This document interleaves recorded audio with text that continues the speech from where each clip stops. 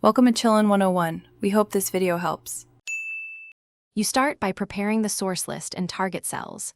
Enter items in one column, limit blanks, and then select the cells where the drop-down should appear. Once done, name the range with formulas define name so the list stays linked when you move or sort data. Make sure to save the workbook in a compatible format.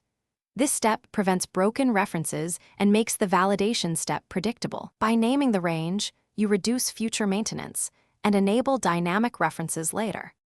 You next create the drop-down through data validation. Choose list, then enter equals your named range or the explicit sheet range in the source box. This binds the drop-down to your prepared list. Once done, check in cell drop-down so the arrow appears and decide whether to allow blanks. Unchecking ignore blank prevents empty selections. Make sure to apply validation to the full target range and use paste special validation to copy settings if needed. This ensures consistent behavior across cells. You finish by testing the drop-down and verifying dependent formulas update as expected.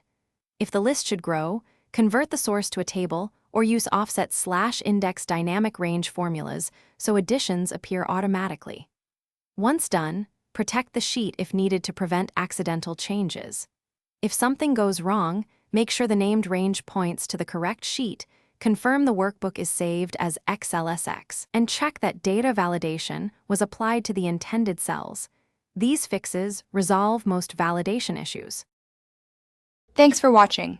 Consider subscribing if we helped you.